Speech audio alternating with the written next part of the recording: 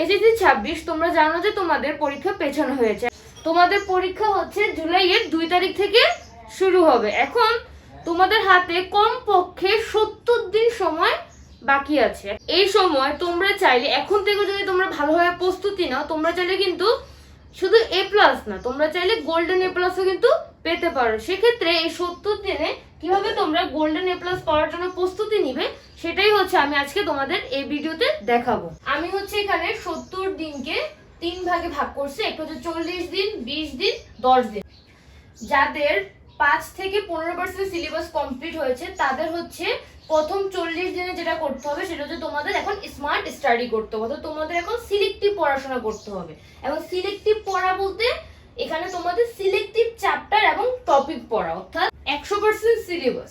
তোমাদের 100% এর মধ্যে তোমরা 100% পড়ার চেষ্টা করবে না, 100% এর মধ্যে 100% পড়ার চেষ্টা করবে না। অর্থাৎ তোমাদের যদি একটা সাবজেক্টের 10টা চ্যাপ্টার থাকে, তোমরা 10টা চ্যাপ্টারই পড়ার চেষ্টা করবে না।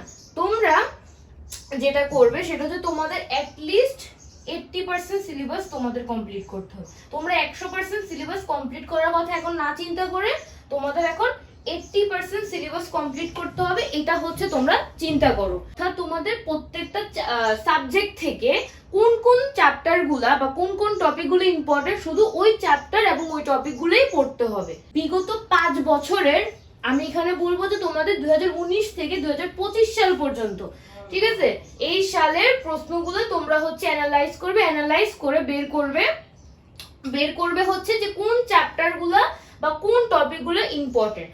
বের করার পর একটা লিস্ট তৈরি করবে, ওই অনুযায়ী তোমরা পড়া শুরু করবে। প্রথমেই হচ্ছে যতটুকু তোমরা আগে পড়েছো অতটুকু রিভাইজ করবে, তারপর তোমরা নতুন চ্যাপ্টার ধরবে। তোমাদের সিলেবাসের 5 থেকে 15% যদি কমপ্লিট হয় সেক্ষেত্রে তোমরা প্রথম 40 দিনে তোমাদের হচ্ছে তোমাদের 80% এর মধ্যে 40 থেকে 60% আসতে হবে।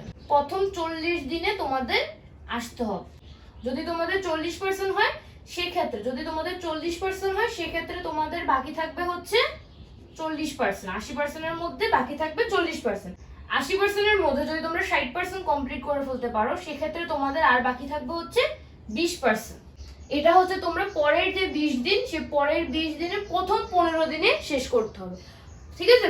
পরের 20 দিনে প্রথম 15 দিন, এটাকে আমি 2 ভাগে ভাগ করছি তোমাদের জন্য। যারা তোমরা এই লেভেলে আছো তাদের জন্য এটাকে আমি 2টা ভাগে ভাগ করছি। এই 20 দিনকে 2টা ভাগে ভাগ করছি, একটা হচ্ছে 15 দিন, একটা হচ্ছে 15 দিন এবং 5 দিন। 15 দিনে তোমাদের টার্গেট হচ্ছে বাকি যেই 20 থেকে 40% সেটা কমপ্লিট করা এবং বাকি যে 5 দিন থাকে এই 5 দিন থেকে তোমাদের প্র্যাকটিস শুরু করে দেওয়া। অর্থাৎ তোমাদের শেষ 15 দিন তোমরা হচ্ছে শুধু প্র্যাকটিস করবে। তোমাদের যাদের 20 থেকে 35% সিলেবাস হয়ে গেছে তোমরা হচ্ছে তোমাদের প্রথম 40 দিনে 60 থেকে 70% কমপ্লিট করে তোমাদের টার্গেট থাকবে। তো ধরলাম তোমাদের আগে থেকে 20% কমপ্লিট করা ছিল। এখন তোমাদের 60% এ আসার জন্য 40 দিনে 60% এ আসার জন্য তোমাদের যেটা করতে হবে 20% আগে থেকে করা ছিল। ধরলাম 20% তোমাদের আগে থেকেই কমপ্লিট করা ছিল। তো এখন তোমাদের জাস্ট 40% সিলেবাস কমপ্লিট করতে হবে, ঠিক আছে? কারণ 20% সিলেবাস তোমাদের আগেই কমপ্লিট ছিল। 20% ধরলাম 20% আগে থেকেই কমপ্লিট করা ছিল। তো এখন তোমাদের 40 দিনে শুধু 40% সিলেবাস কমপ্লিট করতে হবে। এবং এই যে 20% তাহলে কি করবে? এই 20% হচ্ছে 40% সিলেবাস তো কমপ্লিট করতে হবে, তার পাশাপাশি এই যে 20% যেটা, এটা হচ্ছে তোমাদেরকে রিভাইজ করতে হবে। এই 40% হচ্ছে নতুন করে শিখতে হবে, আর এই 20% হচ্ছে তোমাকে কি করতে হবে? রিভাইজ করতে হবে। কতটুকু সময়ের মধ্যে? এই 40 দিনের মধ্যে। এই 40 দিনের মধ্যে এই কাজটা তোমাকে করতে হবে।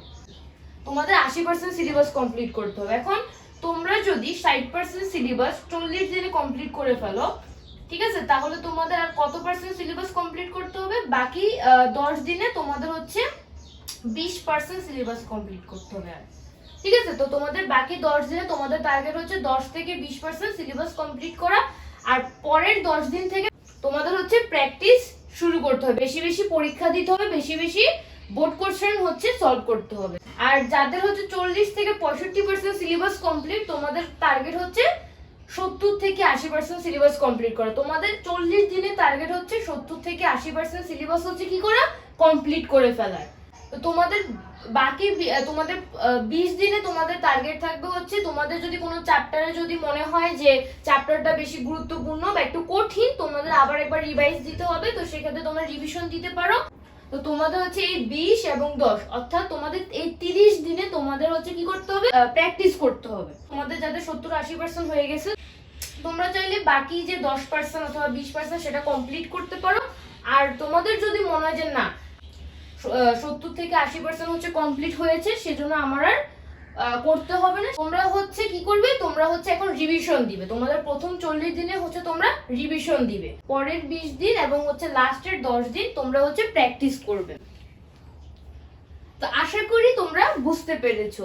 এখন রিভিশনের ক্ষেত্রে তোমরা হচ্ছে যেটা করবে, রিভিশনের ক্ষেত্রে তোমরা হচ্ছে অ্যাক্টিভ রিকল পদ্ধতিতে রিভিশন করবে, ঠিক আছে? তোমাদের যে অধ্যায়টা তোমাদের একবার পড়া হয়ে গেছে, ওই চ্যাপ্টারটা রিভাইজ করার জন্য তোমরা যেটা করবে সেটা হচ্ছে ওই চ্যাপ্টারটা আবার দ্বিতীয়বার রিডিং না পড়ে তোমরা সরাসরি হচ্ছে যে প্রশ্নগুলো আছে সেই প্রশ্নগুলো সলভ করার চেষ্টা করবে। দেখবে সলভ করার পর তোমরা যেটা করবে সেটা হচ্ছে দেখবে যে তোমাদের কোন জায়গায় তোমরা ভুল করেছো, যেটা ভুল করেছো সেটা সংশোধন করবে, এবং যে যে টপিকগুলো তোমরা পড়োনি, যে যে টপিকগুলো বাকি, ওই টপিকগুলো পড়ে ফেলবে। এবং প্র্যাকটিসের ক্ষেত্রে তোমাদের বেশি বেশি মডেল টেস্ট প্র্যাকটিস করতে হবে।